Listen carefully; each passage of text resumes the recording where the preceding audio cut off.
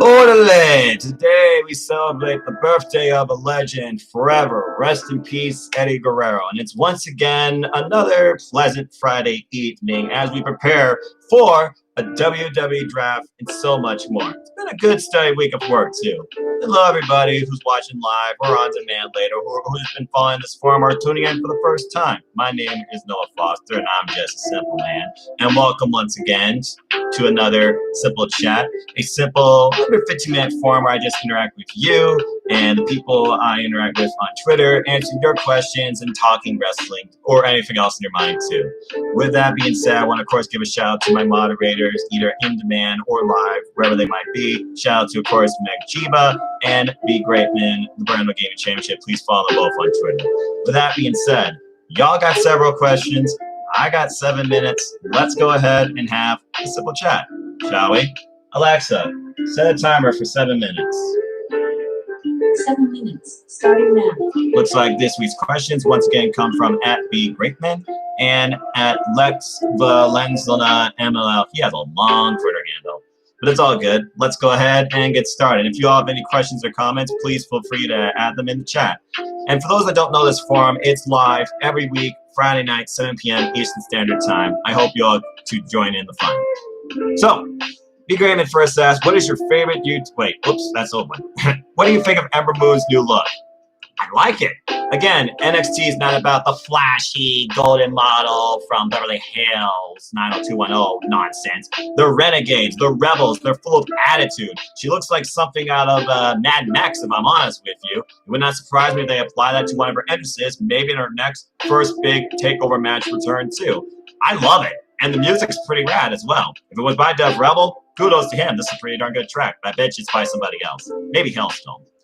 Let's see here. Lex asks, Mustafa Ali as Retribution leader.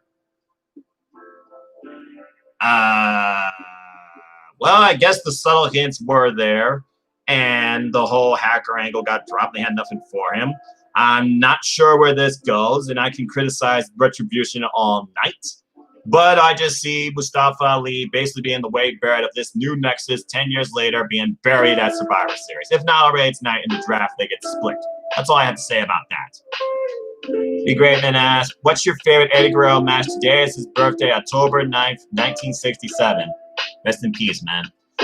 Oh, good grief. There are so many. From the late 90s where he took on Jushin Thunder Liger to his feud that ended up with a crazy parking lot brawl, not fight with John Cena, to the moment he finally achieved the freaking WWE Championship against Brock Lesnar at No Way Out 2004. He had fallouts with his brothers, and we can never forget the tremendous rivalry between him and his ultimate best friend in Rey Mysterio. At one point, literally fighting over custody of a child. I still remember Eddie's bedtime stories as one of the biggest turning points for me as a fan. I'm your puppy, orderly! I'm like, oh, man, I tell you. He also, of course, took on Kurt Angle at WrestleMania 20, for all you know, and he beat him in a great match, too. Lying, cheating, and stealing the only way he knows how. I can only imagine how much Sasha Banks is going to really look into this tonight on SmackDown if she's involved, because we all know Eddie Guerrero is her biggest role model. What is y'all's favorite Eddie Guerrero moments, segments, or matches? Let me know, and let me know any other questions you have. And, of course, Chavo Guerrero and they had a fallout as well. JBL, Joyride.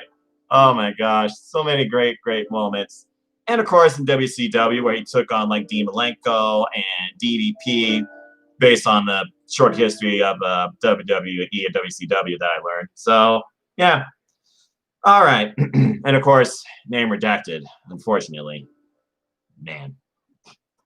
Batista's match in 2005 was good, too. Okay, I'm going way off track. Taking too long on this question. Okay, let's see what else you got here. What's your thoughts on New Japan this week, Finn Balor's injury, and the dog collar match? Ooh, wow, 3 promotions in 1. Let me talk to you. You know NJPW is my #1 forum for those that don't know. An absolutely incredible week it has been of G1 Climax action that continues tomorrow if we're on the final stretch. And for anybody that needs a catch-up, just tune in to my G1 Climax 30 simple review preview series on this YouTube channel, provide you day-by-day coverage. I will be doing that, of course, tomorrow morning after a Saturday morning show too. I really enjoyed it. There have been some incredible matches. Yoshihashi's had one incredible run of great matches, even though he's only at 2 points. Tomohiro Ishii has always been my favorite, has delivered a couple of classics. Sho Takagi surprising us all, beating the likes of Will Ospreay and Kota Ibushi. And honestly, right now, it looks like this block could belong to Taiji, Jay White, and B block looks like it solely go to Tetsuya Naito. I'm really holding out for Sonata, though, as my finals is, again, I want Sonata versus Taiji. Because I feel like at the end of the day, come next year's Wrestle Kingdom, I know it's 2 years off, Wrestle Kingdom 15, I feel it's going to be an LIJ Suzuki-gun main event. Just saying. As far as the dog collar match, that is by far my favorite match this whole week, as one who has not seen dog collar matches in years. An absolutely incredible, bloody affair. People can say what they want about Cody as a wrestler. Cody getting the title off Mr. Roy Lee as he was building the Dark Order. For the Dark Order. The bottom line, the Dark Order was already built before he was even champion, okay? He was a megastar in that match, and Mr. Roy Lee has been used to raise the game of AEW, because he's already established that. This is the type of opportunities and moments he was not offered under the other company, the Land of Titans. And the ending where he literally had the chain wrapped in his mouth, eyes, and nose, and then set him up for another crossroads was bloody brilliant. As Mr. Roy Lee subtly tweet, much respect to Cody. I say much respect to both. And I can't wait to see what's next for both men and the Dark Order. As far as Finn Balor's injury, ouch, but those two, they went to hell, and that probably was my second most favorite match of the week, as I haven't seen a great under the WWE brand championship match like that in such a long damn time. And considering the run of recent NXT championship matches being just for moments and short-lived and injuries galore that caused title to drop, I'm glad it didn't happen here. Both these men left it all out there, and according to what I read, it was supposed to go even longer, but the match ended prematurely due to potential injuries with both men. Kyle Bradley Eternal, Finn Balor with his jaw, because now it's hard for him to speak. So now I wait and see what's next for both, but bottom line is this, Kyle Bradley was made that night. His future has changed forever. I can't wait to see what's next for both men in NXT. That match was absolutely too sweet. Speaking of which, P. Grayman asks, what do you think of NXT bringing back Halloween Havoc and your favorite WWE finisher of all time? Well, I mean, it's the Halloween season. People have been begging for it and asking for it from both companies. We've seen WWE use this ploy back in July for the Great American Bash, and it helped with viewership. At the end of the day, both companies, it's business. They have to try and garner viewership. But the fact they're bringing back Halloween Havoc leaves me very optimistic to what the set will look like, whether it's a virtual giant pumpkin, and what sort of spooky matches and surprises await us. I'm excited for it.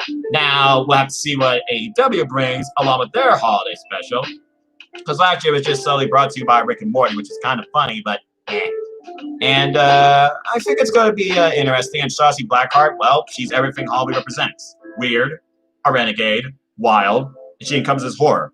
You might as well just have Allie show something on AEW. I bet she has some great ideas. But again, we'll have to wait and see. As far as my favorite WWE finisher of all time, Alexa, stop. That's a little tricky.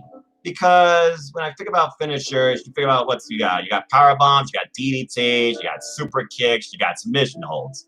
I think about my favorite finisher. I go back to one of my all-time favorite WWE superstars. You're asking me all the time. I gotta go with one of my favorite finishers, the Stone Cold Stunner. And the way that some people literally sold it. The Rock, of course, overselling it more than anybody else. My God, what a stunner! I was just recently watching their match from WrestleMania 19 as well. So yeah, I think favorite finish of all time for me is the Stone Cold Stunner. Just saying. Okay. Thoughts on Orange Cassidy versus Cody and 30 years of Jericho Dynamite Anniversary. ATW for life. Well, I'll put it to you this way, Lex. Orange Cassidy versus Cody is going to be something that I don't know what's going to be, because Orange Cassidy is not the typical traditional wrestler that Cody is. Nor do I think this is the same Cody we saw previously. I'm going to be interested to see if he actually comes back with the gold blonde hair next week, too. It could be a real breaking moment for the upcoming year of AEW if Orange Cassidy does overcome Cody. But then you wonder, why would you just have Cody pass up his title to Orange Cassidy instead of Mr. Brody Lee? I'm intrigued to see where it goes, but I gotta be honest with you, I don't see Cody dropping this title this soon. But it honestly could be Orange Cassidy's best match to date. As far as 3 years of Jericho, congratulations to him. I say he's just beginning. Incredible shout-outs, by the way, in AEW. And stay tuned, of course, to my Reignited W Spark special tomorrow night. All are welcome to join in via Zoom. You know who you are in Team All Elite and La Prime Time and Meltdown. And yeah, I mean, Jericho's done it all. He's been across every promotion. He doesn't define himself. He defines promotions. Well, I guess it goes both ways. It's like AEW doesn't need Jericho. You know, Jericho just wants to be part of AEW. Jericho holds no blood against WWE. Jericho works the business. The man's done it all, and you wonder how much more he's going to wrestle versus how much more he's going to contribute. I feel the contributions are way too soon to say done. But as far as wrestling goes, yeah, we'll see. I know Hiroshi Tanahashi wants to face him 2 more times. And all this team between AEW and NJPW just keeps leading me to believe that there is going to be some sort of interpromotional type stuff down the line. But I still think both those companies are better off apart for now. Although I definitely see AEW involved in Wrestle Kingdom for 1 match at least next year. And as far as Diamond Anniversary, I am super excited. Every title's on the line, and we got Miro. And I can't wait to see what other surprises are on hold too. Maybe we'll get another surprise signing. Maybe we'll see the return of a certain somebody. I don't know. He sports aviators, leather jacket. He wants a clean start. Now he's a single star. And we wonder what's going through the Young Bucks' mind, how they will be involved. Will they super kick somebody? Will they be suspended? Diamond Anniversary right now is the thing I'm most excited for next week. And I can't wait for it. And with that being said, that's all the questions as we went a little in overtime. So that's all for Sipping Chat. So unless you have anything, I think I will close this chat here for tonight. So thank you so much for tuning in. If you want to know more about me, know this. I'm just a simple man and a lifelong fan of ... wrestling. I need to go on Twitter and get my notes for NXT UK too. Look me up on Twitter, Instagram, PlayStation Network, and Foster916. I have a Twitch now, and Foster191625. Tomorrow I'll be streaming Fall Guys and Crash Bandicoot. Keep following the simple YouTube channel here for all things wrestling. Shout out to my AEW family on Twitter. YouTube.com/C/NoFoster210. I'm approaching my 2-year anniversary as a YouTuber. Stay tuned for our simple stream on that. You want to know more about? It's in the description down below, but I keep it simple for you. Support NoDQ. Support WrestleJoy, my shirt, support Red Cherry Brand, Jeff Beecham Network, Team All Elite. As always, I'd like to close support for Wrestling the Harvard, folks. And let's keep growing this incredible, diverse, unique, elite, authentic, unscripted, unrestricted wrestling community together. Simple as that. With that being said, thank you so much for tuning in. Please like, share, subscribe, comment, tell a friend. Hit the bell notifications on this channel. Hit the subscribe button. I'll be back with y'all tomorrow with a simple take on G1 Climax 30 action. Reignited edition of AEW Spark. I'll be doing some other projects with some other YouTubers and friends as well, including Wrestling Rundown and the Sauce Podcast. A lot to come this weekend. And of course, continuation of the NXT scene, where I give you my brief review over all things NXT this week, including the incredible TakeOver 31. But that's all for now, so take care and enjoy live. Tomorrow's never guaranteed. Trust your families. Enjoy wrestling. It's more of it now than ever. Find some promotion, somebody to connect with, something that fits you. And make a friendship out of it too. Or rivalry. I won't judge you, but I dare you to challenge Virtue. He's looking for a worthy debate opponent. Can you be the one? And until the next time, I just hope you all enjoy the W draft too. And have a wonderful night.